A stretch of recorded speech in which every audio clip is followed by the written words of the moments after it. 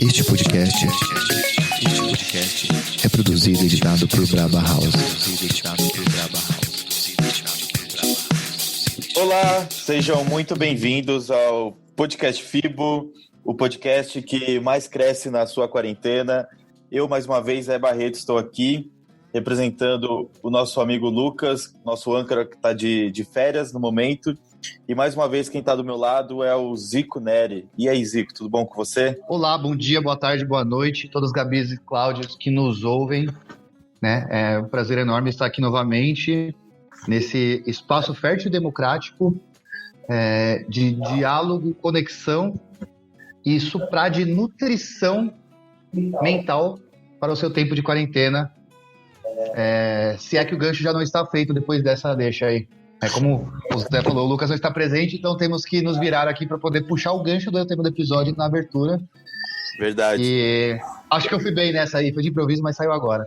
Foi de improviso, mas saiu agora não, obviamente, foi de improviso e saiu agora, né? Boa. Foi de improviso, mas acho que foi boa. Foi boa. Foi bom você puxar, e aí eu já vou te perguntar, antes da gente ir para a palavra do episódio, que é: você tem se alimentado direito nesses últimos meses, Zico? Cara, eu vou soltar uma provocação aqui para poder puxar a pauta lá na frente, mas eu só tenho comido besteira, né? Só tenho comido coisa errada, digamos assim. Então, antes da gente apresentar a nossa convidada do episódio de hoje, vamos ao significado da palavra alimentação. Papel e caneta.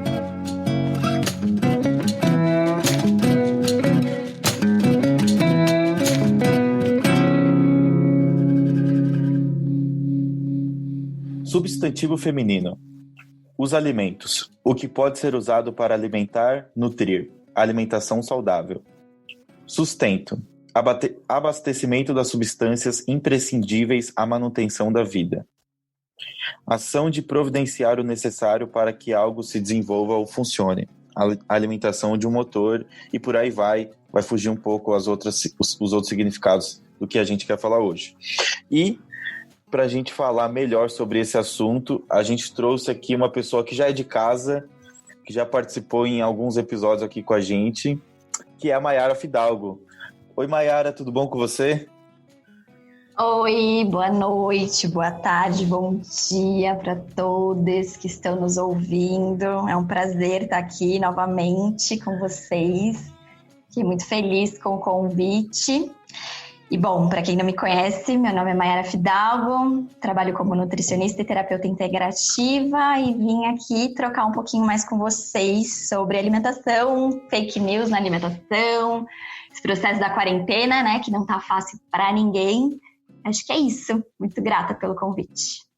Boa. E tem que colocar também que você já é podcaster já, né, Maia? Porque você já é tão de casa quanto nós aqui, já participou de 1 milhão de episódios também. E é um prazer enorme ter você de novo aqui.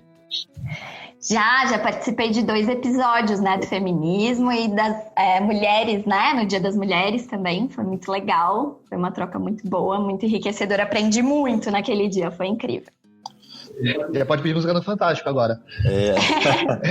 Verdade. Sim, eu acho que eu vou aproveitar essa deixa, e a música que eu pediria no Fantástico seria aquela do Titãs, Comida, sabe?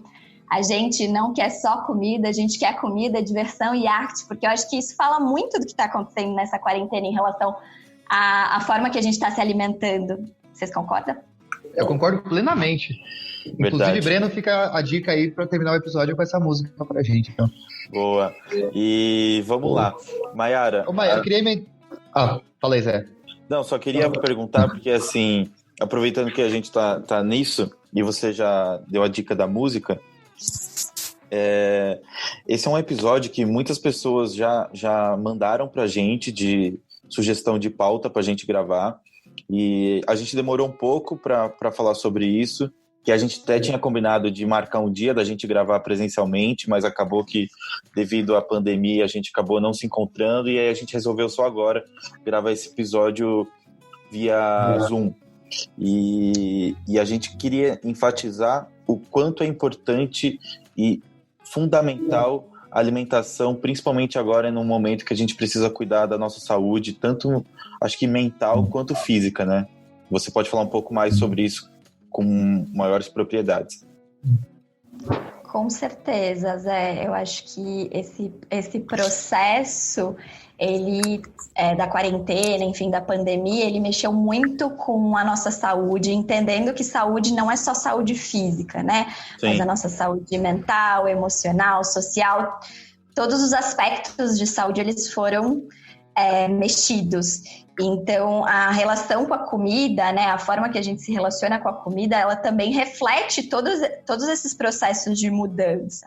O que eu percebi lá no início da quarentena, em março, o quanto as pessoas estavam buscando milagres para a imunidade. Então, shots de cúrcuma, o gengibre, o própolis, enfim, algo que salvasse daquela situação. Não entendendo a complexidade que é a relação com a imunidade, né? A nossa saúde não é só o que a gente consome, mas assim, o nosso sono, o estresse, os gatilhos de estresse, atividade física, né? A nossa saúde emocional como um todo.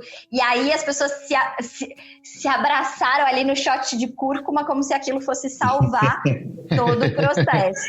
E o desafio também de acolher essa situação que fugiu, né, dessa ilusão do nosso controle.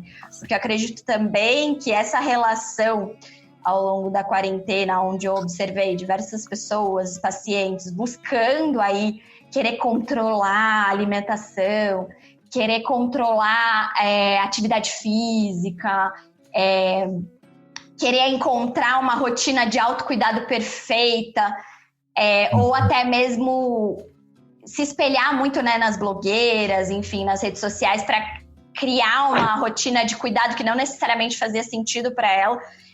O quanto as pessoas elas estavam buscando por alguma coisa que desse uma sensação de controle. Então, já que tudo saiu do meu controle, né, dessa falsa ilusão aí do controle, política, saúde, viagens, tudo que a gente planejou, jogou fora aí a agenda de 2020 e percebeu que a gente não tinha controle de nada. E aí a relação com o corpo e com a comida é uma forma que parece muito sensata. O que eu vou controlar? Vou controlar a minha alimentação, vou controlar o meu corpo, vou tentar controlar o que eu acho que eu posso controlar. Faz sentido isso para vocês? Faz total.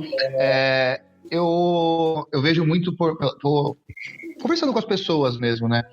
No começo, principalmente no começo da pandemia, que todo mundo tinha a dica de como passar uma quarentena perfeita, né? Sim. Então era, como você faz para ler 50 livros nessas 3 primeiras semanas de quarentena?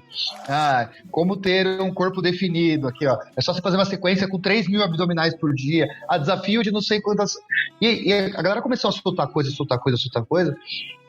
A visão que eu tava tendo, pelo menos minha e das pessoas próximas, era crise de ansiedade absurda, porque aí você quer fazer todo mundo, você olha no Instagram, tá todo mundo fazendo abdominal, mudando a dieta, a academia tá fechada, mas a pessoa cortou o próprio cabelo, então você fala, nossa, mas eu não cortei meu cabelo, eu tô preocupado. E foi uma bomba de informação, né? E assim, não culpo ninguém, porque ninguém sabia o que fazer, né? E todo mundo saiu na melhor das intenções, de tipo, vou dar uma dica. Então você via um personal que falava, vou dar uma dica de como fazer um treino em casa. Aí a pessoa que via o treino em casa manda para 30 amigos. Aí todo mundo pensa, bom, ele mandou para 30 amigos, os 29 estão fazendo, eu tenho que fazer também. E os 30 ficavam pensando isso, ninguém fazia, ficava todo mundo mal. E eu vejo com a alimentação a mesma coisa, né? Todo mundo estava acostumado no períodos normais, vou começar a pedir comida fora. E aí você começa a pedir, as pessoas começam a comer, se alimentar, sei lá, de uma forma como elas não gostariam. E aí entra um ciclo, né? Sim. E pensar quanto esse desejo por controle gera um descontrole depois, né? Uhum. Porque essa relação com a comida, ela não é só uma relação nutricional, biológica. A gente não come só para nutrir o corpo físico. A nossa relação com a comida é uma relação afetiva, cultural, social, de celebração. Então, no processo de quarentena, a gente viu quantas pessoas estavam compartilhando receita de pão, Quantas pessoas ainda estão compartilhando receitas afetivas que conectam com a família, com os amigos que estão distantes, porque as pessoas buscam essa conexão. E a comida é esse elo também. E a grande questão que ficou mais exacerbada e que eu tenho discutido muito nos atendimentos é o comer emocional disfuncional. Porque as pessoas ficam com medo, né, em relação a esse processo de engordar, medo de perder o controle, né? O medo de... mas então eu só vou, como você disse no início, Zico, só tô comendo besteira, só tô comendo, entre aspas, porcaria, sem avaliar o porquê daqueles alimentos estarem inseridos na rotina, sem entender o porquê que eu tô comendo isso. E muitas vezes entrando num lugar de culpa, sem entender o contexto, a frequência, sem entender que muitas vezes diversas formas de lidar com as emoções foram tiradas de nós. Então, assim, hobbies, prazeres, estar com amigos, ver a família. Então, o que sobra, né, para lidar com as emoções? Para tentar achar um conforto, tentar achar distração, prazer? A comida. E se a gente está inconsciente disso, sem entender os porquês, a gente fica se culpabilizando, entrando num ciclo de julgamento, sem entender o porquê que a gente está comendo. O que a gente está buscando naquele alimento? Será que eu estou conseguindo desfrutar do que eu estou buscando nesse alimento, né? Seja prazer, conforto? Mayara, eu queria aproveitar e a deixa que você falou aqui agora e tirar uma dúvida também, porque eu sei que esse episódio a gente poderia ficar aqui horas e horas, porque é um tema super abrangente, mas eu queria aproveitar o pouco tempo que a gente tem nessa 1 hora e meia de podcast para ir para os assuntos principais que tá mais pegando, assim. E antes disso, eu queria perguntar, você como nutricionista e trabalha direto com os pacientes e tudo mais, durante a pandemia, a procura por nutricionistas aumentou porque as pessoas estão desesperadas ou diminuiu porque elas estão, entre aspas, mais relaxadas com a sua alimentação? Bom, fazendo uma análise dos meus atendimentos e dos atendimentos das colegas de trabalho que eu tenho mais proximidade, eu sinto que houve um aumento na procura, justamente porque houve todo esse movimento, né, da questão emocional, da relação do medo de engordar, isso é muito latente, ou os episódios recorrentes de exagero alimentar, de compulsão, que traz um grande sofrimento. Então, eu senti que houve, sim, um aumento nessa demanda.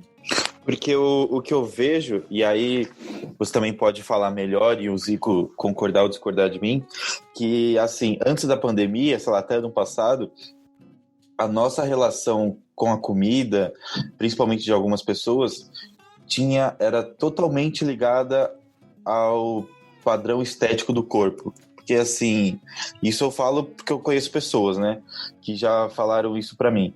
Eu preciso melhorar minha alimentação aqui nesses próximos meses, porque eu tenho que estar com o corpo bem para que, sei lá, no final do ano eu tenho um casamento, eu tenho que entrar naquele vestido. Ou não, eu tenho que melhorar aqui minha alimentação e malhar, porque no meio do ano é minha formatura, eu tenho que caber naquele terno, ou porque eu vou fazer uma viagem, eu tenho que sair bonito nas fotos, e assim por diante. Então, eu acho que quando chegou a pandemia, houve uma inversão de valores, porque as pessoas não estão mais viajando, não estão mais casando, não estão fazendo formatura e mais nada que possa exibir os seus corpos. E aí eu acho que a relação com a comida tem mudado justamente para os benefícios de saúde. Não sei se isso para você faz mais sentido ou eu tô falando abobrinha? Sim, faz sentido e é curioso, né? Porque quando esse corpo ele é colocado como objeto, a partir do momento quando esse corpo deixa de estar exposto, né, parece que as práticas de cuidado, elas não fazem sentido. Então, para que eu vou ter uma alimentação variada? Para que eu vou dormir bem? Para que eu vou fazer uma atividade física prazerosa? Para que eu vou... né? Então, eu trago isso sempre, que é a gente desassociar autocuidado de imagem, de perda de peso, porque se aquilo né, se perde, como a gente se distanciou dessa exposição durante esse processo da pandemia, parece que as práticas não perdem o sentido. E aí a gente tem que lembrar que é inerente à nossa existência esse cuidado, né? Em termos de uma qualidade de vida, de envelhecimento, saúde física, mas também a questão imunológica, enfim. E as pessoas, muitas vezes, elas acabam se desconectando do conceito de autocuidado e pensando muito dentro dessa pressão estética. Uhum. Então, vale tudo para ter o corpo padrão, perfeito, ideal, que na verdade o perfeito é uma ilusão, né? Porque as pessoas, muitas vezes, elas nunca estão satisfeitas. Mas vale tudo. E aí, será que realmente eu tô falando de saúde? Ou eu tô falando de pressão estética? A gente tem que sempre olhar para isso. A saúde contempla a saúde mental, saúde emocional. Se vale tudo e eu não tô preocupada se eu vou estar entrando num processo de compulsão alimentar, entrando num processo de julgamento, de culpa, de medo ao comer, de vergonha, a gente não tá falando de saúde, a gente tá falando de pressão estética. E por isso que é tão sensível, porque qualquer fator externo, e a vida não é linear, né? A vida tem altos e baixos, pode ser uma pandemia, pode ser o falecimento de um parente, pode ser uma separação, pode ser um momento de uma viagem, algo que saiu ali do planejado. As pessoas se perdem, porque é tão externo, é tão pro outro, pro olhar do outro, para algo que muitas vezes não se sustenta, né? Uhum. E, Mai, aproveitando isso que você falou, a pergunta do Zé, você acha que também... eu conversei bastante sobre isso uma vez com uma Gabi, amiga minha do Zé, que é nutricionista também, né? E a gente ficava muito fazendo piada de memes, assim. E aí, uma vez, eu perguntei pra ela e ela falou muito que... E pra mim fez sentido. Nutrição é muito... não valorizado pelas pessoas lá fora, né? Então, assim, todo mundo acha que comer bem é só cortar o carboidrato, né? Fazer uma dieta rica em proteína e pronto. Não precisa de uma nutricionista, é só você cortar o carboidrato, parar de comer arroz, começar a comer arroz integral e já era. Né? Você acha que... Como você vê isso, né? E você acha que esse período de quarentena ajudou um pouco as pessoas a entender a importância, né, do acompanhamento disso tudo, sei lá, de parar de só ficar pedindo iFood, por exemplo, no sentido de eu vou cuidar da minha própria comida, vou montar uma dieta mais balanceada, assim, no sentido de saudável, enfim. Se autorresponsabilizar, né? Eu acredito que cada vez mais a nutrição tem aumentado o diálogo para integrar um pouco mais essa visão de saúde. As pessoas também estão se sentindo contempladas. Então, eu mesma, eu não sou uma nutricionista convencional e eu acho que isso é bom, porque a partir do momento que a gente tem uma relação mais abrangente com a nutrição, a gente consegue ajudar o paciente, né, ajudar o outro a perceber também a complexidade da alimentação, da nutrição. Não complexidade que é difícil se alimentar de forma saudável, não, porque eu até vou discutir isso aqui, falando que pode ser muito mais simples do que a gente imagina, saindo dos modismos. Mas a complexidade de entender que esse nutricionismo que existe hoje, esse termo nutricionismo, é reduzir a comida a nutriente. Quando a gente reduz a comida a nutriente, a gente perde muito da experiência. Então, a partir do momento que a nutrição, o comportamento alimentar, as áreas que eu tenho trabalhado e outras nutricionistas vêm crescendo, as pessoas conseguem perceber, nossa, então tem os gatilhos emocionais que me levam a comer, nossa, a minha infância, a minha relação com a minha mãe tem relação da forma com que eu como, a relação se eu estou engordando ou se eu estou emagrecendo. A gente vai percebendo a complexidade, né, da relação com a comida e da relação com o corpo. Porque eu gosto muito dessa frase, assim, não dá pra gente fazer as pazes com a comida e ter uma relação positiva, uma relação boa com a comida sem fazer as pazes com o corpo. Por isso que uma coisa anda do lado da outra, assim. Essa relação corpo-comida é um eixo muito importante da gente trabalhar.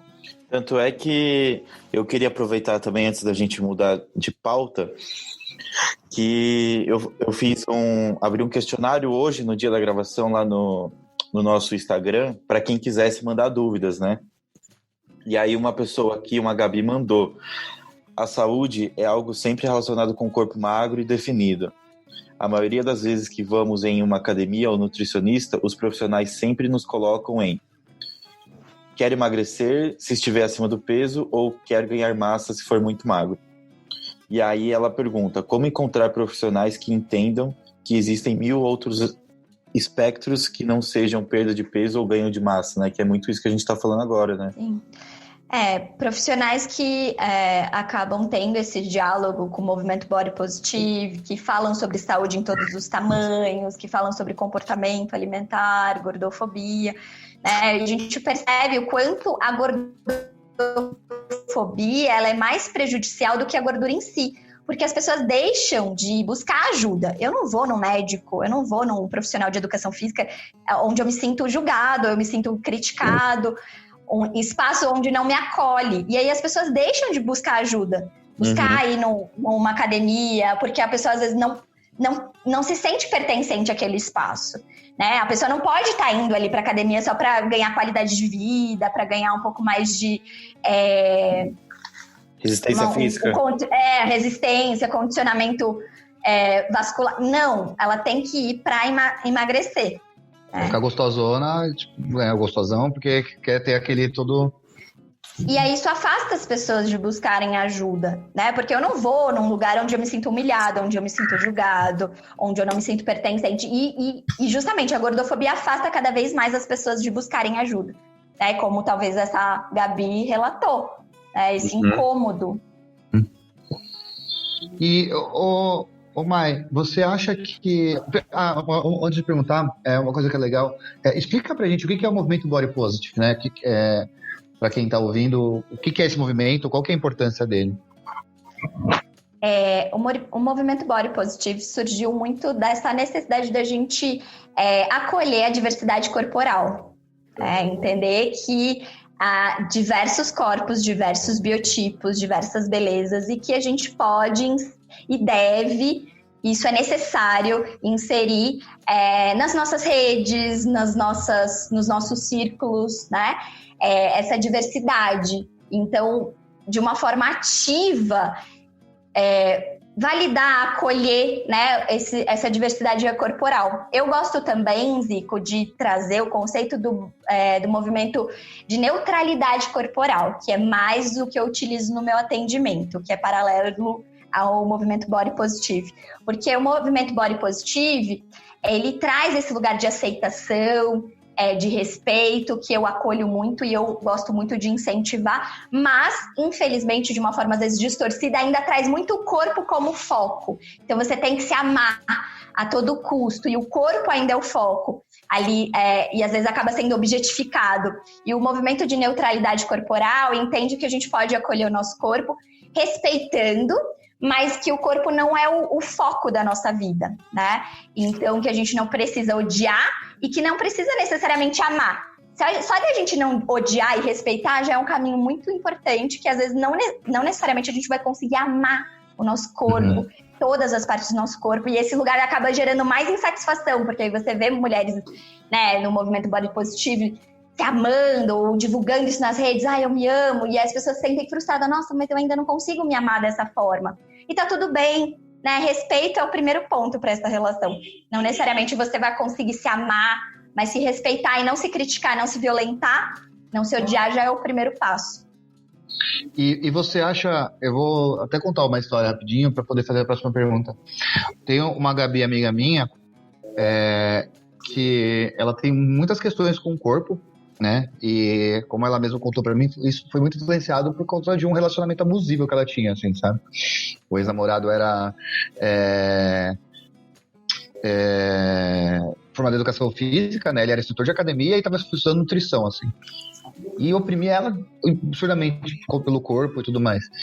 E isso faz, sei lá, 5 anos, não sei. E mesmo assim, hoje ela ainda tem muitos traumas por conta disso. Né? E a gente começou a conversar disso porque ela tinha acabado de falar, foi nutricionista e tal, e ela me mostrou o nutricionista dela, assim, você olhava assim na página do cara, era só antes e depois das pessoas, sabe? Assim, não, vem fazer tratamento com um negócio puta mercadológico. E aí a minha pergunta primeiro você acha que as mulheres são muito mais impactadas com isso do que os homens? E assim, o quão mais impactadas, né? Porque Obviamente, né, pelo menos para mim parece sim, mas o quão mais impactada nesse sentido de opressão corporal? Em relação à pressão estética, né, e a dieta está muito mais presente a relação com as mulheres, né? Primeiro que você comentou essa questão do antes e depois, isso é proibido pelo Conselho de Nutrição, tá? Ninguém mostra o depois do depois, mas enfim. A gente tem que entender que a dieta é um sedativo político para nós mulheres, então a relação do controle dos corpos femininos é algo que vem há muito tempo. E a dieta é só mais um ponto de controle. Então, manter as mulheres insatisfeitas com seus corpos, ou sempre nesse lugar de comparação, de competição, de insuficiência, de insatisfação, isso é muito lucrativo, isso movimenta uma indústria, né, da estética, da dieta, de remédios para emagrecer, que lucra mais de 6 bilhões de dólares por ano.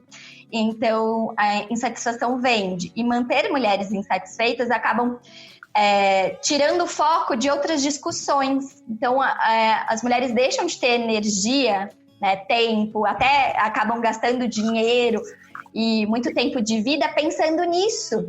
Pensando nesse corpo perfeito, nessa ilusão aí de ter alimentação perfeita, de quando eu emagrecer eu vou ser merecedora, então, de ter um namorado, vou ser merecedora de viajar, vou ser merecedora de fazer coisas que eu não me permiti nunca porque eu não me sentia adequada. Então, a mulher deixa a vida em modo de espera.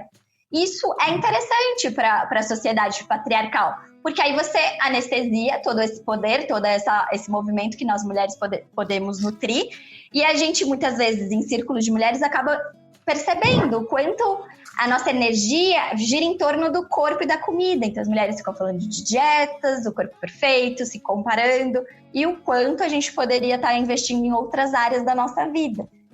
Então, é claro, os homens também sofrem pressão estética em um outro nível, né? Essa questão dessa masculinidade tóxica, de ser forte, da vigorexia, de você ter cada vez ser mais e mais, ter mais músculo. Os homens também sofrem, mas de um outro lugar. Mas baseado nessa sociedade patriarcal e machista. Eu acho que vem da mesma estrutura, né? Doentia. E se eu perguntei isso exatamente para fazer essa pergunta agora, porque eu tenho, sei lá, muitas amigas minhas, Gabis, que com certeza vão ver esse episódio. E qual que é o primeiro conselho que você daria para alguma mulher que está nesse momento, assim, que não conseguiu se libertar desse sentido? Por onde eu começo, né? Pensando, porque eu vejo muitas delas assim, não vou falar perdidas, não sei se é a palavra, mas desorientadas, no sentido de, eu sei que isso é um problema, né? Eu às vezes já tratei isso em terapia e sei de onde veio, que, por exemplo, essa caso dessa Gabi, né? Que foi por causa de uma relação abusiva, e ela consegue ver claramente. Mas qual que é o primeiro passo, assim? Como você... Essa questão do relacionamento abusivo, Zico, ela é muito forte, porque às vezes inconsciente a mulher quer engordar, né? Isso em casos às vezes de abusos, porque a gordura ela traz um lugar metafísico de proteção, de segurança, de me distanciar do outro. Então eu vou ampliando, eu vou ganhando espaço, ocupando o meu espaço para me distanciar do outro, e às vezes isso é necessário depois de relacionamentos tão traumáticos. Tem um livro que chama Fome, da Roxane Gay, que ela descreve isso depois de sofrer diversos estupros assim, na início da adolescência. Ela traz isso também, como a compulsão alimentar dela e o ganho de peso veio depois de um abuso. Não que todas as mulheres, né, que estão insatisfeitas com os seus corpos, elas passaram por um relacionamento abusivo e não necessariamente tenham compulsão alimentar, né, pra gente não colocar todo mundo no mesmo barco. Mas pensando que a maioria das mulheres estão insatisfeitas e que, graças ao movimento feminista e graças a essas discussões, elas têm acendido, né, a luzinha, assim, de calma, será que eu preciso passar a minha vida inteira insatisfeita, já que eu vou viver a minha vida toda dentro do meu corpo e a minha relação com a comida também vai até o meu último dia de vida? Então, será que a gente precisa estar nesse lugar? O que eu sugiro é algo muito complexo, mas entender que se você está se sentindo incomodada, esse é o primeiro passo, o incômodo, né? E às vezes vai ter uma ambivalência. Não, mas eu preciso estar dentro do padrão, eu preciso fazer uma dieta, eu preciso emagrecer, às vezes não sei nem porquê, às vezes eu já tô dentro de um padrão, um biotipo magro, e mesmo assim eu quero emagrecer mais.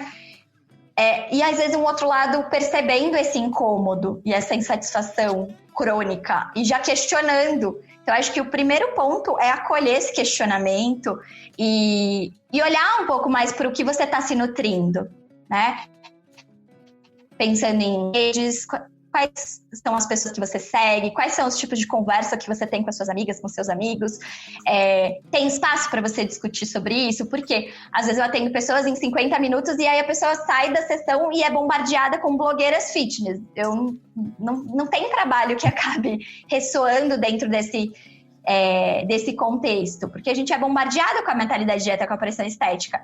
Então também é um movimento ativo, se você está tendo esse incômodo, de buscar profissionais, de buscar pessoas, de trazer esse tema para discussão dentro das suas rodas, para movimentar isso dentro de você e você se sentir fortalecida. Ou fortalecido, para você entender que você não está sozinha dentro disso. Uhum. Acho que esse é o primeiro ponto, sair desse processo de,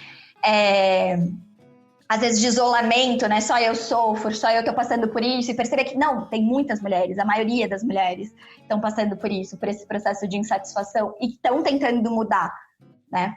Eu acho que essa conexão talvez seja um primeiro passo.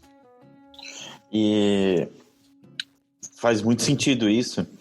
E eu acho que às vezes, depois de tudo isso que a gente está passando, acho que muitas estão tendo, mulheres e homens, né, percepções diferentes de corpos e tudo mais que você falou.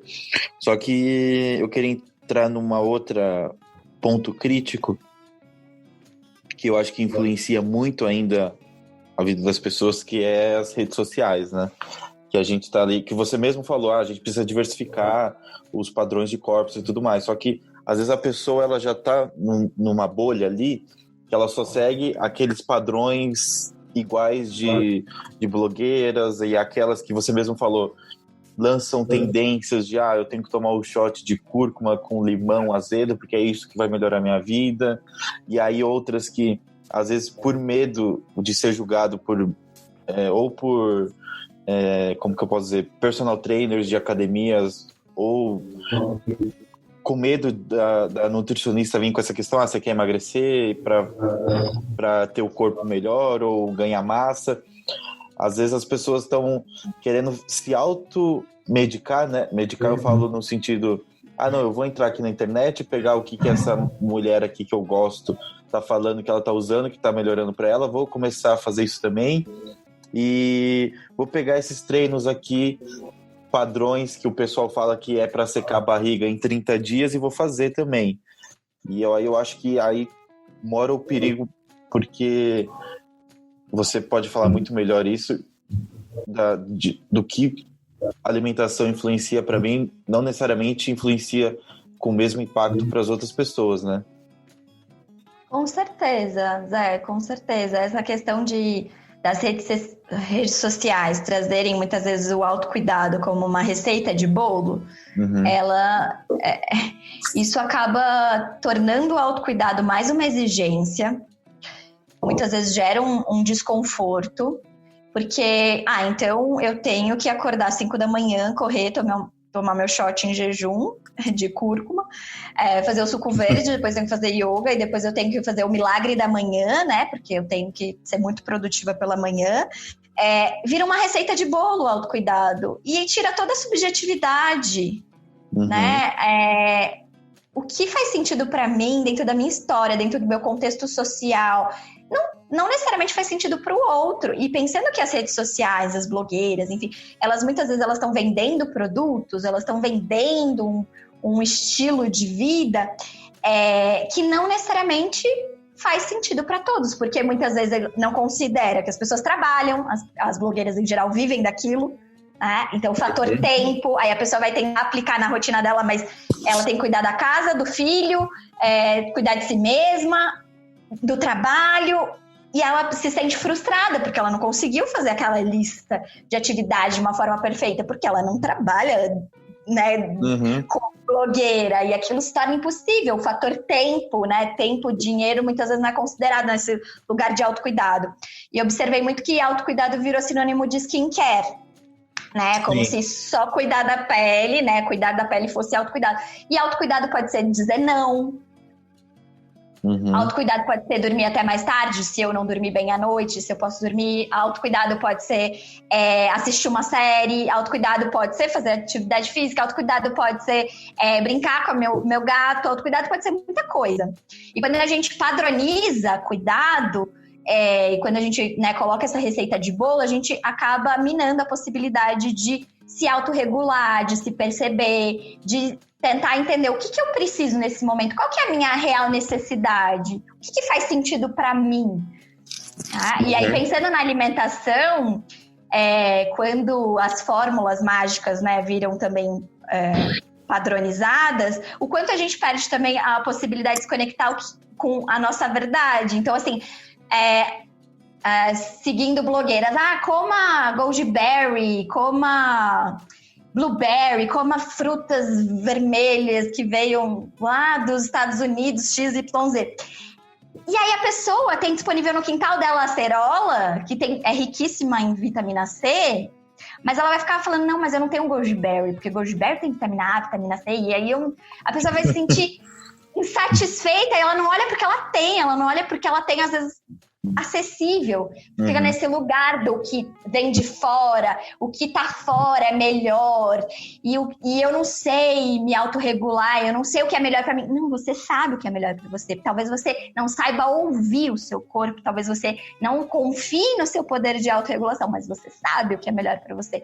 Então, esses modismos também, né, que pegam, então importado, tem que ser caro, tem que ser de fora, tem que ser como se fosse melhor, sendo que a gente tem uma diversidade de alimentos no Brasil, como a gente tem uma cultura alimentar muito rica, e muitas vezes a gente acaba se afastando disso por esse terrorismo nutricional.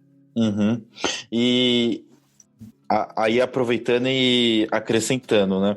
Às vezes, o que você falou, às vezes essas mulheres nas redes sociais estão ali trabalhando, elas recebem para divulgar os produtos, e aí é isso, né? Tipo, não, essa fruta que agora é tendência e veio, sei lá, do país XPTO e foi diagnosticado que vai te melhorar, sei lá, sua frequência cardíaca, X. E aí, só que isso é encapsulado e vendido em caixinhas e mais caixinhas e tem uma bula lá e tudo mais. Eu que sou leigo na parte de nutrição, mas já me formei em gastronomia, eu tenho hoje uma visão muito que, cara, qualquer comida saudável é aquela que você tem acesso ali fácil na natureza, né? E tudo que é ultraprocessado e embalado e passado por vários tipos de processo de cocção, industrialização, sei lá, liofilização,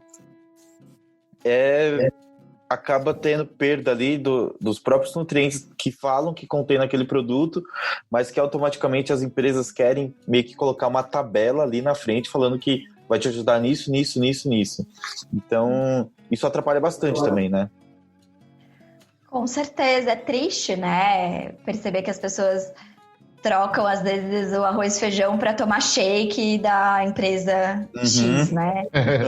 Eu vou pro espaço saudável, vida saudável, para eu tomar shake. E aí você vê que aquele shake vem dentro de uma embalagem, que você vai ler o rótulo, os ingredientes, tem uma lista gigante de nutrientes que às vezes eu não sei falar o nome, porque são conservantes, corantes, sei lá o quê.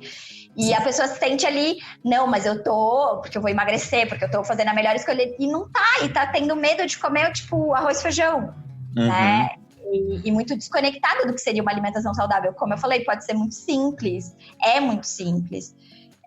E a gente precisa usar o nosso senso crítico, né? Essa informação, ela é muito terrorista, ela tá a favor de quem, né? De uma indústria. É uma informação muito polarizada, essa informação que às vezes café faz bem, café faz mal, vai te salvar, mata. Tipo, essa informação muito terrorista. Você tem que se perguntar, mas pra quê? Em qual dosagem? Em qual contexto? Por quê? Tipo, informações simplistas, né? Tudo ou nada. Sim, e aí também entra as dietas da moda, né? Porque antes da gente gravar esse episódio, eu coloquei assim, na Google pesquisar, né? Eu escrevi dieta. A primeira resolução ali que aparece de busca é dietas da moda. E aí eu cliquei para ver. Eu falei assim, gente do céu, parece que cada dia criam algo diferente. E aí métodos de alguns médicos que usam aquilo ali só para se enriquecer próprio. E não sei, né? Acaba depois que não tem eficácia, né? E às vezes o que eu queria tentar entender, e você pode explicar melhor, você precisa entender qual é o metabolismo de cada um para ver qual é a dieta melhor que vai ajudar aquela pessoa naquele momento, né? Porque uma dieta não é eficaz para 100%, uma mesma dieta não é eficaz 100% para todo mundo, né? Não, e as dietas restritivas, né? Pensando que 95% das pessoas que fazem dieta recuperam peso, as dietas elas mantêm um ciclo de efeito sanfona. Então é muito comum as pessoas relatarem: mas eu fiz dieta, perdi 5 quilos e aí depois eu ganhei 10. Perdi 15, depois ganhei 20. Ficar nesse efeito sanfona. Porque muitas vezes as dietas restritivas, elas acabam excluindo algum grupo alimentar. Em geral, carboidratos.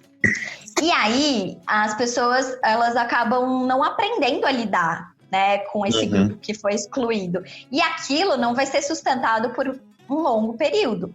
A pessoa faz 1, 2 meses e depois volta aos hábitos anteriores. E ela não aprendeu a lidar, porque ela restringiu. É como eu ter um problema com alguém e apenas bloquear a pessoa nas redes sociais. Tipo, o problema continua. Né? Quando eu voltar a conversar com a pessoa, talvez eu preciso resolver aquilo. Aquilo não foi resolvido. Eu só excluí, coloquei debaixo do tapete e finjo que nada está acontecendo. Que eu não vou ter uma festa que vai ter docinho, que eu não vou no casamento que vai ter arroz, que eu não vou para um bar com os amigos vai ter batata frita, que eu não vou querer pedir uma pizza de final de semana. Nada disso vai existir, imagina. Porque a gente só come para nutrir o corpo físico. Sendo bem sarcástica aqui. Sim. Não, gente. Isso não vai existir.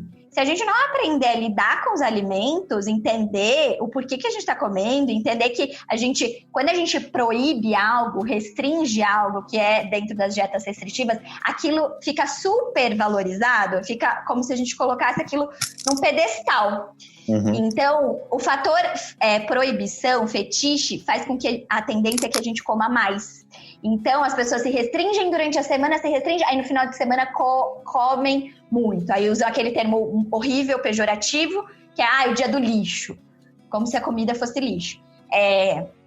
Ou então, acabam a dieta e começam a comer de forma exagerada os alimentos que estavam sendo restringidos anteriormente. Porque não aprendeu a lidar, ficou super valorizado. Eu dou o exemplo, olhar para a adolescência. Quantas coisas você queria fazer na adolescência que eram proibidas? E você falava, não, quando eu for adulto eu vou fazer. E aí você é adulto e você não faz. Mas o fator proibido fica atiçando. Nossa, eu vou pra balada todo final de semana. Eu vou dirigir, eu vou fazer tal coisa. E às vezes quando você tem a liberdade, você até perde o tesão. Porque aí, a partir do momento que a gente tem liberdade, tem uma escolha, tem a autorresponsabilidade. Né? Tá, eu posso comer o que eu quiser, mas eu quero, eu preciso. Vai ser confortável. Eu tenho variedade na minha alimentação, a gente começa a questionar. E esse é o desafio para a maioria das pessoas, né? Esse lugar da autorresponsabilidade, porque regras, fórmulas prontas, né? O outro me falando que eu tenho que fazer, a revista me falando que eu tenho que fazer, parece muito mais simples, né? Tira essa escolha, essa autonomia. E as pessoas, muitas vezes, elas não querem autonomia e liberdade. Por mais que pareça contraditório, por mais que as pessoas falem, né? Não, eu quero liberdade, quero ter autonomia, quero ser dona de... Não quer, muitas vezes, porque isso já demanda reflexão, demanda senso crítico, né? Demanda se observar. Às vezes, essa dieta, ela tá ali mascarando um problema familiar, ela tá mascarando uma questão no trabalho. Então, já que eu não posso... não quero, não estou aberta a olhar para as questões reais da minha vida, eu vou fazer uma dieta como um sedativo também. Entendi. E aí, entrando num assunto mais específico, como exemplo, né? Eu vejo que, antigamente, o glúten só era restrito para pessoas celíacas. Porque aí elas são intolerantes, né? E aí... depois começou a surgir vários outros produtos sem glúten, e aí alguns nutricionistas começam a recomendar e tal, e aí de fato é um assunto polêmico até, né? Tipo, o quanto o glúten faz mal para a saúde, sendo que a humanidade consome isso há milhares de anos. Não dá pra gente olhar para uma questão isolada, né? Só o glúten, sem entender todo o contexto da alimentação do indivíduo. Mas o que eu observo é que muitas vezes as pessoas elas não têm variedade alimentar. Tá. Então, às vezes a pessoa come pão de manhã, e aí almoça um salgado, porque não tem tempo, e aí à tarde come mais um pão, e à noite vai jantar um lanche. Então a questão não é o glúten, a questão não é o trigo, a questão é a quantidade que está inserida no meu dia a dia. Né? Se eu não tenho variedade, se eu só como um tipo de alimento, provavelmente isso vai me gerar às vezes um desconforto ou uma má digestibilidade. Para algumas pessoas, tem pessoas que talvez não vão sentir nada. Sim, tem pessoas que mesmo não sendo celíacas relatam uma sensibilidade ao glúten, mas o interessante é você se observar. Eu realmente, como eu me sinto? Quando eu como pão, quando eu como algo que tem trigo, macarrão, como eu me sinto? Eu me sinto desconfortável, me sinto estufada. Em qual quantidade? Se eu comi no almoço, só no almoço eu me sinto bem? Se eu comer no almoço e no jantar, como eu me sinto? E se observando, né? O referencial tem que ser você e não fora. O glúten faz mal. Sem eu me experimentar, sem eu me observar, sem eu ir testando, né, a minha percepção.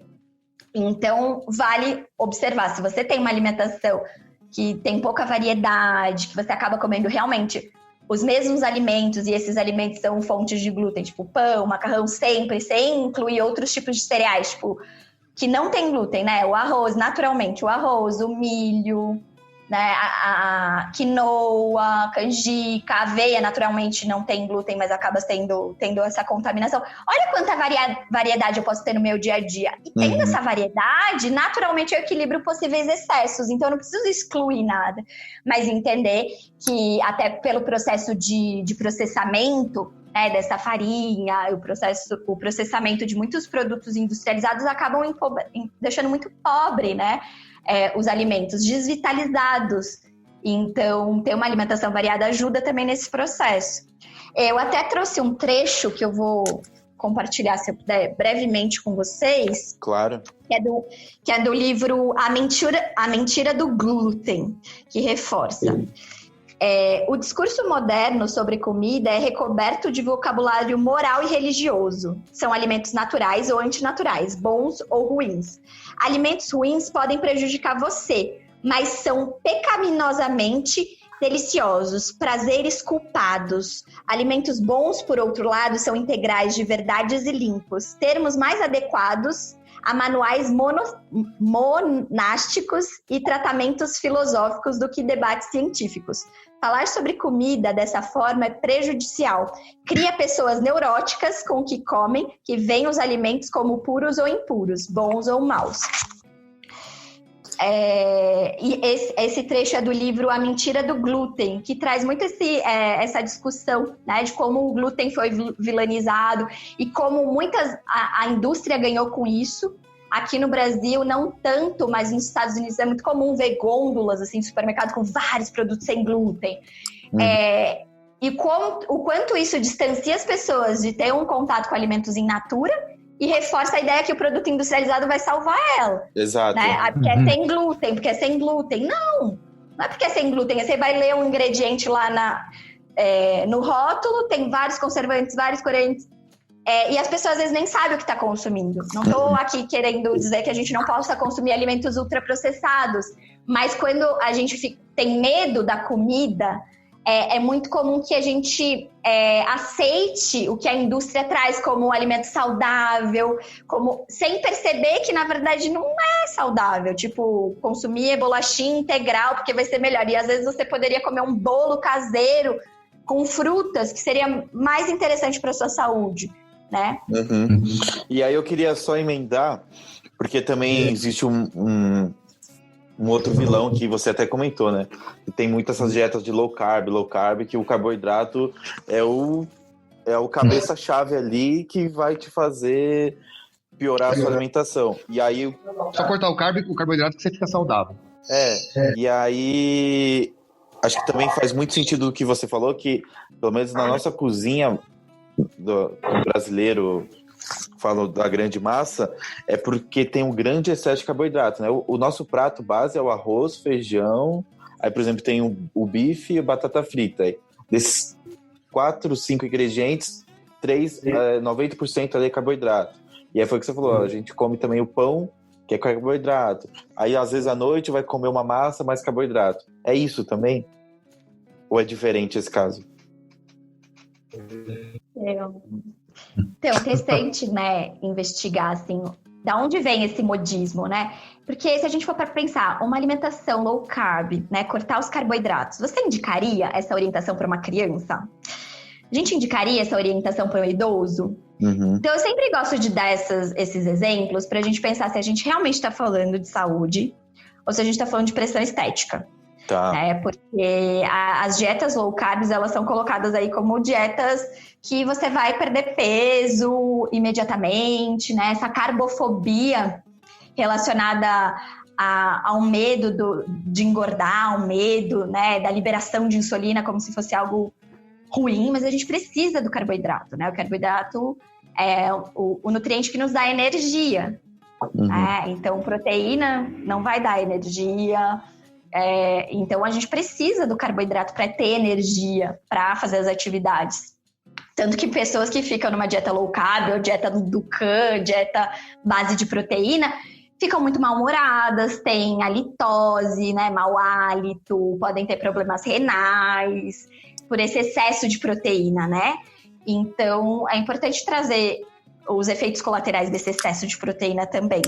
E aí, por mais que eu seja repetitiva, ter uma alimentação variada é o melhor caminho, porque o problema não é o carboidrato, o problema é o nosso estilo de vida como sociedade, onde as pessoas não têm tempo de cozinhar, as pessoas não têm tempo para almoçar, as pessoas comem na frente do computador trabalhando, as pessoas não têm tempo de dormir, não têm tempo de tomar café, não têm tempo de respirar. Esse excesso, né, da produtividade tira a conexão com o nosso corpo e nas necessidades básicas. Então, as pessoas estão desconectadas do alimento de uma forma muito séria, assim, estão desconectadas da relação com a comida, o ritualizar, né, a ritualística do comer, de uma forma muito séria. Então, trazer essa possibilidade de ampliar o repertório, de experimentar, porque quando a gente fica na lógica da dieta, do terrorismo nutricional, o foco é excluir, o foco é o medo. O que está errado? O que eu preciso excluir? O que eu não posso comer? E o medo e a escassez, eles não são bons motivadores, pelo contrário. Então, eu gosto muito de trabalhar com os meus pacientes a ideia do que a gente pode incluir, o que você está aberto a experimentar, o que você quer experimentar. Como a gente pode trazer, entender que a alimentação saudável pode ser prazerosa, não precisa ser ou é saudável ou é gostoso. Não, pode ser saudável e gostoso, deve ser saudável e gostoso. Então, pensar que com o mesmo alimento eu posso fazer diversos tipos de preparações.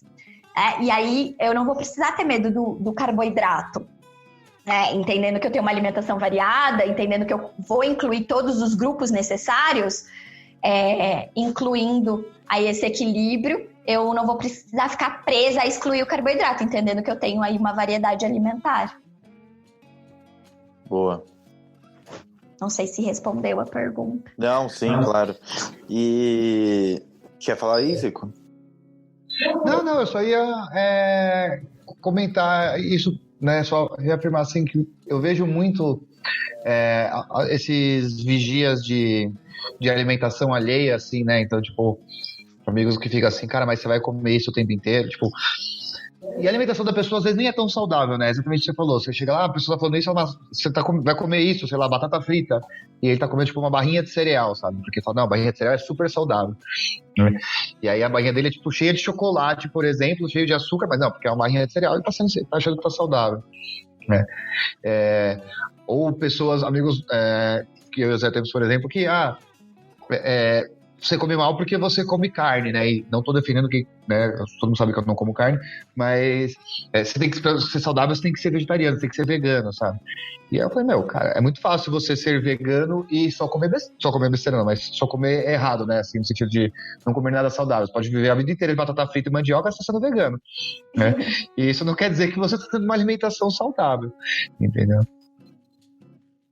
Sim, com certeza. Eu acho que esse corpo e comida são questões muito íntimas, né? Pra gente invadir o outro, atravessar. E isso pode ser um gatilho para questões que às vezes a gente nem imagina, de transtornos alimentares, de sofrimento, de um processo às vezes de culpabilização, de crítica. Você não sabe o que a outra pessoa está passando. A mesma questão dos comentários dos corpos durante a pandemia. Ai, a família comentando, porque você engordou, porque você emagreceu, porque a alimentação do outro não é pública, porque isso invade, isso machuca, e às vezes a gente está num processo de violentar o outro sem se perceber,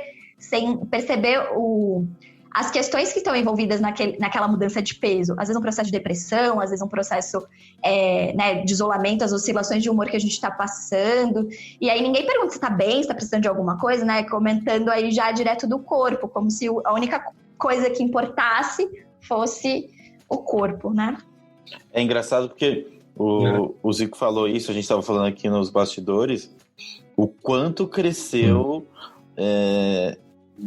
esses comentários gordofóbicos, né? E, tipo, as próprias pessoas se referindo a elas mesmas e o quanto isso impacta ali na vida das pessoas gordas e quanto elas se sentem mal vendo aquilo, né? Tipo, nossa, olha o que a pandemia fez comigo. Olha que dá ficar preso em casa e tal, não sei o quê. E, às vezes, eu já falei isso para 2 ou 3 pessoas que, cara, você fazendo isso, você acha que é uma brincadeira saudável, mas com certeza tem gente que tá se sentindo ali mal por isso que você tá falando, e é importante a gente falar isso, né? Sim, até esse caso que foi recentemente, acho que na última semana, né, onde foram questionar o racismo com gordofobia, né? Foram questionar a ação de um homem gordo, questionar a ação dele, né, a fala dele racista, chamando ele de gordo como um adjetivo pejorativo, como se, né, questionando o corpo dele para questionar o racismo. Tipo, não, gente, né? Não se questiona racismo com gordofobia. Porque olha o que a gente está falando, né? Olha a situação que a gente está vivendo e as pessoas ainda usam, né, a gordura como algo pejorativo, usam o biotipo gordo como se fosse algo ruim e tipo gordo, magro, loiro, moreno, careca, cabeludo, tipo, né? São adjetivos. Isso não, a gente tem que tirar essa moralidade, colocar o caráter da pessoa, porque magro não é elogio. Também. Que é isso, a pessoa fala, vegana é elogio. Não, às vezes a pessoa vive de fast food, não é elogio, não é uma competição. Você não sabe o que está por trás da vida daquela pessoa. Magro não é elogio. Às vezes a pessoa fuma, bebe, se droga, sei lá o quê, e você tá magra, você emagreceu. Ou a pessoa tá num processo também de depressão, nossa, tá linda, tá super bem, a pessoa tá acabada por dentro. Não é elogio, né? Sim. E aí, até aproveitando, Mai, uma coisa que você ensinou pra gente no episódio de feminismo, então, você que chegou agora aqui, volte a algumas casas, né, sobre usar eufemismo quando vai se referir a alguma pessoa gorda, né, então, tipo, ele é gordinho, né, e aí eu lembro até que eu tava contando uma história e eu falei, não sei o que, aí fulana, uma Gabi era gordinha, e aí você até pontuou no momento, né, não, bicho, não é gordinho, é gordo, é só um adjetivo, como qualquer outro, a gente não tem que tentar minimizar porque não tá doendo, né? Bom, eu queria saber, Mai, você queria falar alguma coisa? Não, que essa questão é muito importante, né? Que a gordofobia aparece, às vezes a gente nem percebe, né? Ou tipo, você é bonita de rosto, você emagrecer, você vai ficar... Ou tipo, é gordinha, ou gordice, fiz uma gordice, como se tivesse comida de gordo e magro, né? E não só comida. Então foi interessante o Zico trazer isso, porque a gordofobia tá em momentos que às vezes a gente nem percebe, né? Sim, é um preconceito muito velado ainda, mas que a gente precisa trazer ele mais à tona para conseguir impactar mais pessoas e ver o quanto a gente fala errado, né, durante o nosso dia a dia. E antes da gente ir para as indicações, eu queria, tipo, que você trouxesse aqui para mim, para o Zico, sei lá, algumas coisas, relatos ou de pacientes seus, de tipo... dicas do que, sei lá, quem tá em casa todo esse tempo, se tem algumas coisas curiosas que o pessoal vem tirar dúvida com você, que estão ouvindo aí que a moda agora, por exemplo, do negócio da cúrcuma, que a gente falou no começo do episódio, é tudo isso mesmo? Ou você tem ouvido mais dúvidas de outras coisas que você vê e fala assim, gente, calma, vamos sentar e falar assim, não é isso. Sim. Como o meu foco de atendimento, né, são mulheres que já têm questões com o corpo, né, já tem uma insatisfação, já tem uma relação, às vezes, transtornada com a comida, a maioria, assim, dos atendimentos realmente são relatos de processos de exagero durante a quarentena, né, processos que é onde a comida virou o único refúgio. E aí, o que, em geral, eu trago e sugiro assim para discussão é pensar no que te dá prazer, né? Quais são as possibilidades, mesmo dentro da sua casa, de se conectar com o seu corpo, com seus prazeres, de lidar com as suas emoções além da comida. Eu acho que isso auxilia também. Esses são as maiores questões. No começo da quarentena, mais assim, a questão da cúrcuma, do própolis, agora as pessoas já entenderam que não tem milagre para essa questão da imunidade. Isso tem sido menos frequente. E eu lembrei de uma coisa, não sei se eu posso compartilhar, do carboidrato, que eu tive uma experiência muito interessante com uma paciente que ela tinha muito medo do carboidrato engordar, ela é diabética e, né, do carboidrato fazer mal para ela já por ela ser diabética. E a gente foi trabalhando, eu fui trabalhando com ela, que é diabética, fazer as pazes com o carboidrato. E foi muito interessante, porque aí a gente foi percebendo que a glicemia dela não baixava independente do que ela comia. Oscilava mais como ela estava se sentindo. Então, a glicemia dela alterava mais em relação à própria percepção emocional dela. E não relacionado apenas à alimentação. Mas o que eu ia trazer em relação ao carboidrato é que ela treina, né? Ela faz muita atividade física. E antes, quando ela se restringia, ela não estava tendo um ganho de massa muscular interessante. E com esse movimento de fazer as pazes com carboidrato, né, pão, arroz, né, milho, enfim, trigo, ela foi percebendo que ela conseguiu ganhar massa muscular com mais facilidade durante a quarentena. Porque é isso, a gente precisa de energia. Então, essa fadiga muscular, às vezes cansaço, dificuldade de se recuperar após a atividade física, às vezes é por essa restrição, achar que só a proteína vai salvar a vida, né? E não, a gente precisa de energia, a gente precisa de carboidrato em equilíbrio. E para a gente fechar também, eu trouxe 5 pontos para a gente ter uma alimentação saudável, que seria, que eu já comentei, né? A questão do senso crítico, para questionar as informações nutricionais relacionadas à alimentação, relacionadas ao corpo. Moderação, que nada mais é do que perceber os sinais do seu corpo, a percepção de fome e saciedade nos auxilia a ter moderação. Então, se eu como quando eu tô com fome física e paro de comer quando eu já tô confortável e saciada, dificilmente eu vou comer em excesso, dificilmente eu vou sair desse processo de moderação. Então, esse é um segundo ponto.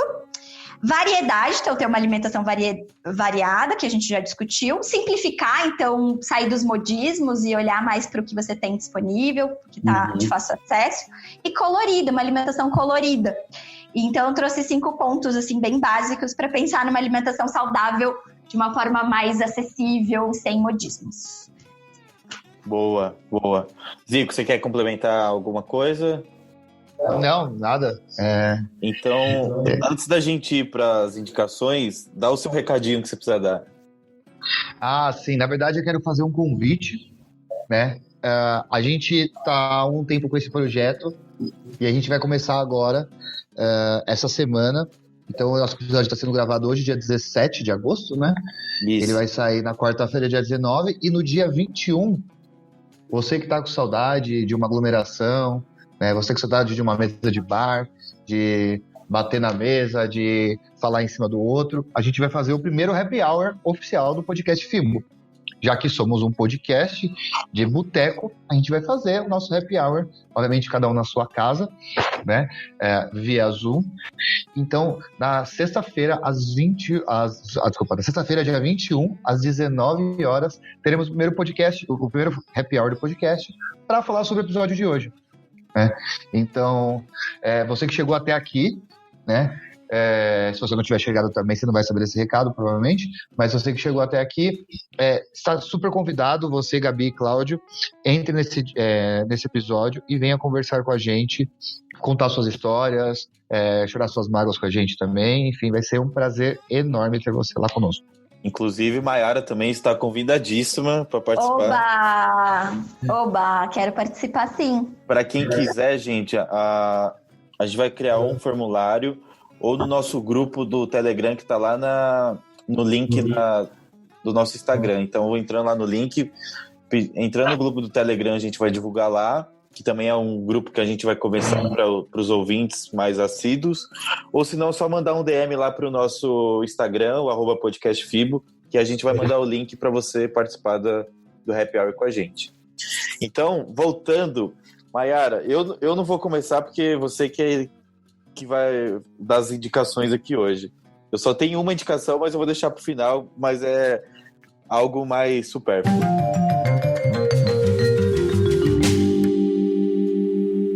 Bom, as minhas indicações de hoje são... O primeiro livro é O Peso das Dietas, da autora Sophie Derham. Ele auxilia muito a desconstruir aí a mentalidade de dieta e traz muitas orientações assim simples, de fácil acesso, tem receitas para se reconectar com uma alimentação saudável de uma forma acessível e sustentável. O segundo livro que eu trouxe é o livro Em Paz com a Comida, da Natália Petri e da Lidiane Bragunci, que é um livro de exercícios para quem quer estar em paz com a comida e com o corpo. A Lidiane e a Natália são amigas minhas que trabalham no Instituto de Alimentação Consciente e Intuitiva, que é a metodologia que eu trabalho. E esse livro, Em Paz com a Comida, é uma oportunidade para você ter 9 semanas assim, de atividades, de vários recursos para também encontrar um caminho de ter uma alimentação saudável, sustentável, de uma forma leve, prazerosa, uma forma autônoma, muito potente. Uhum. E o último, que eu gosto também, que é o Dilema do Onívoro e Regras da Comida, que é do mesmo autor, que é o Michael Pollan, que é um jornalista.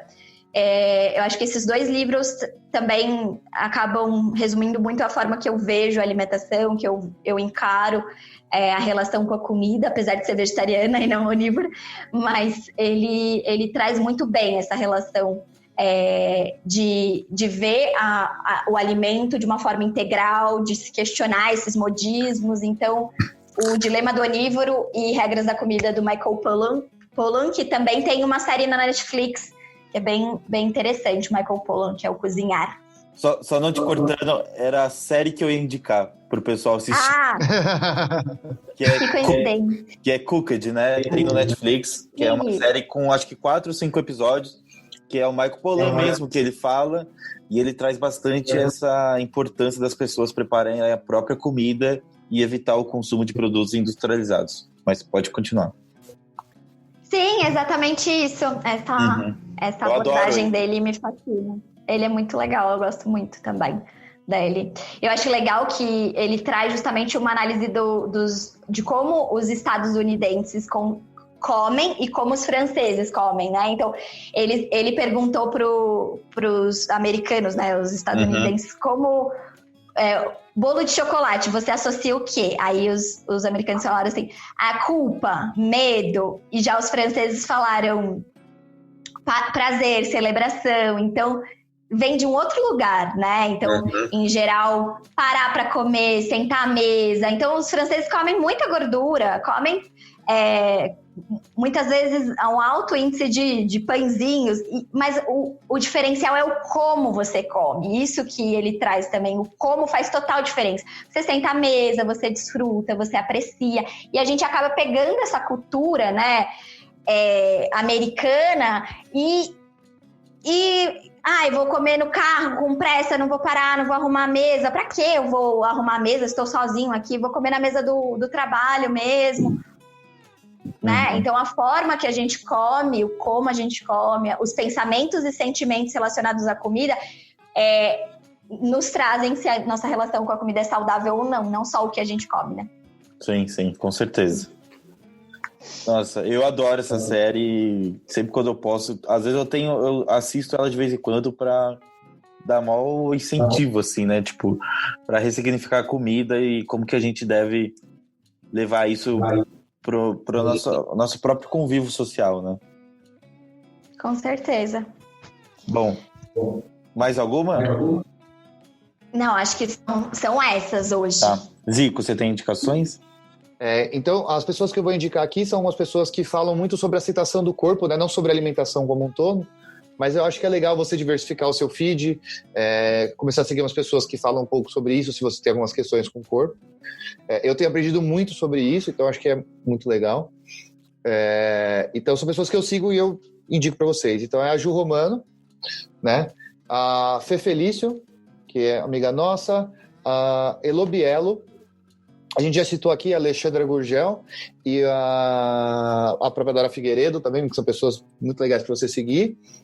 O Caio revela que ele sofreu recentemente um caso de gordofobia, né? Foi uma piada de mau gosto que fizeram com ele e umas questões bem pesadas, e ele é um cara sensacional, sigam ele também, né? E por último, não menos importante, se você quiser comer bem, segue o Zé no TikTok, né? Que ele tá falando o tempo inteiro sobre receitas e várias dicas legais de cozinha, né? Muita coisa legal. Inclusive tem um vídeo, participação minha. Então, sigam o Zé do TikTok, por favor, que vocês vão adorar. Mayara, muito obrigado pelo convite, mais uma vez, de ter aceitado e vir aqui falar com a gente mais um pouquinho. Cada dia que você vem, você traz novas informações. É uma honra poder te receber aqui. Muito grata, eu que agradeço o convite. Como que a gente te acha nas redes sociais? Para o pessoal aí que não te conhece ainda. O meu Instagram é @consciênciaintuitiva, ou é só buscar por Mayara Fidalgo, Mayara com I, que também você me encontra no Instagram e no Facebook. E eu agradeço muito o convite, é uma honra estar com vocês falando de um assunto que eu amo, que é a minha paixão. E espero em breve estar aqui novamente. Claro, não, você já é de casa. Vamos voltar em outros episódios para falar de outros assuntos. A sua presença aqui é importantíssima. Eu falo no meu nome, no nome do Zico também. E acho que a alimentação em si ainda tem muita coisa, muitos mitos que a gente precisa revelar e que em breve a gente vai voltar com essa pauta. Parte 2, 3, 4, enfim. Você já é de casa já, sempre bem-vinda. Zico, pra gente finalizar, qual que é o seu Instagram? @ZicoNeri. Nosso membro que não está presente, L.Tomazelli. O meu, pra quem quiser me seguir, tanto no TikTok, conforme o Zico disse, e no meu Instagram é o @ZéBarreto. E desse podcast que vos fala é o @podcastfibo, PH de filosofia, BO de boteco. Aquele que parece sabonete Febo, mas não é. Valeu! Valeu, gente. Obrigadão. Valeu!